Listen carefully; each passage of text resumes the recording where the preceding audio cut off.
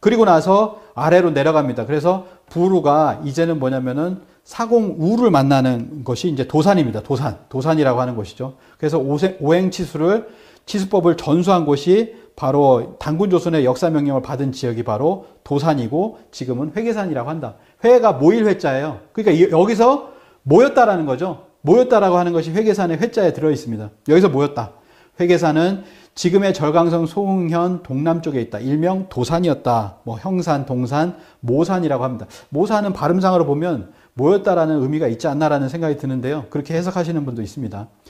회계산은 본래 신시 중경이 소장되어 있던 곳이다. 사공우가 석 달 동안 재개하고 이 책을 얻어 치수에 성공하였다. 그리하여 우가 돌을 채취하여 부르테자의 은공을 새겨 산 높은 곳에 세웠다고 한다. 라고 합니다. 그리고 뭐냐면 이제 갑술년이었죠. 도산회의, 도산회맹을 하게 되는데요.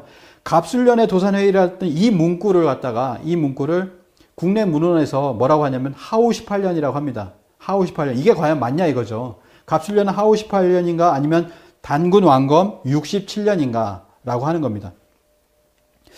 자, 단군세기에 보면 단군 제위 67년 태자 부루를 보내어 우순이 보낸 사공우와 도산에서 만났다. 이게 언제냐면 단군 제위 67년이라는 거예요. 단군 제위 67년인데 이때 만났고 그 다음에 뭐 이제 만나서 국경을 정하는데 그게 유주와 영주 이게 그 국경을 정했다라고 하는 거죠. 오행치수법을 전하고 두 번째가 뭐냐면 나라의 국경을 정하는 이 문제가 있는데 유주, 영주를 정했다. 그래서 유주는 북경이고 영주는 조양 일대다라고 해서 이제 그런 부분이 있고요. 그래서 다른 그 문헌을 보면 홍만종의 아까 동국 역대 총목을 보면 갑술년인데 하우 18년이라고 나와요. 하우 18년이라는 건 뭡니까? 하나라가 이미 있었다는 거죠. 하나라가 18년이 지났다는 거예요. 자, 이런 식으로 이제 이야기를 하고 있다라는 겁니다. 자, 그래서 여기 보면 또 갑술년, 하우 18년, 조선 역대사략 보면은 하우 18년 견자 부루를 보냈다라고 하는 부루가 조회했다라고 이렇게 나오는데요. 하우 18년이라고 하는 이 부분이 왜 잘못됐느냐? 모든 우리나라 문헌에서는요, 하우 18년이라고 이렇게 나옵니다. 그렇게밖에 뭐 쓸 수 없는 그런 시절이 있었겠죠. 근데 잘 보시면 이게 왜 틀렸냐? 순임금은 즉위 후에 우에게 사공이라고 하는 직위를 맡겼습니다. 뭐 장관 역할을 우리로 보면 장관 역할이라고 보시면 되죠. 우에게 사공을 맡기고 백관을 관리하게 하고 설에게도 사도를 맡겼다. 교화를 관장하게 하였다라는 거죠. 그러니까 사공이라고 하는 건 뭐냐면 장관의 어떤 명칭입니다. 사공우, 사도설 뭐 이런 거죠. 그래서 춘추 이전의 책에는 우는 그냥 우다. 근데 춘추 이후의 책에는 하우라고 적혔다라는 얘기가 되겠습니다. 그래서 원래 그냥 우였다는 거예요. 원래 그냥 우였는데 무슨 우냐? 사공이라는 직책을 가진 우였다라고 하는 거죠. 그래서 이렇게 보시면 됩니다. 순임금은 사공우를 보냈고 단군 왕검은 부르테자를 보내서 도산에서 이 두 분이 만나는 거예요. 두 분이 만난 거죠. 그렇기 때문에 이때는 갑술년인데 이 갑술년이라고 하는 것은 뭐냐? 순임금 즉위 몇 년 이렇게 해야 되는 거죠. 단군 왕검 즉위 몇 년이라고 해야 되는 겁니다. 그래서 뭐냐면 단군 왕검 제위 시기에 도산회의에 부르테자를 보내고 순임금 제위 시기여서 순임금이 우사공을 도산회의에 보냈다.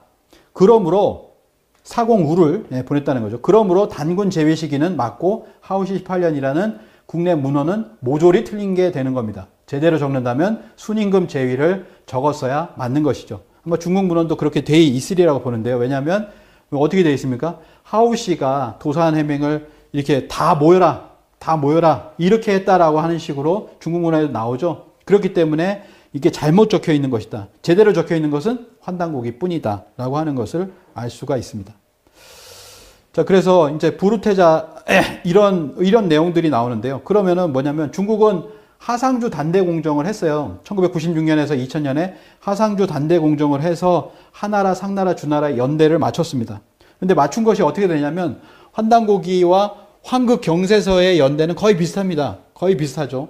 또 비슷한 학자들이 환단고기에 비슷한 학자들이 있는데요. 근데 뭐냐면 하상주 단대 공정을 해서 연대를 사실상 망쳤습니다. 보시면은 아시겠지만 연대가 다 틀리죠. 상나라가 시작한 게 1600년이다. 근데 환극경세서나 환단고기는 1766년이라고 정확하게 하고 있죠.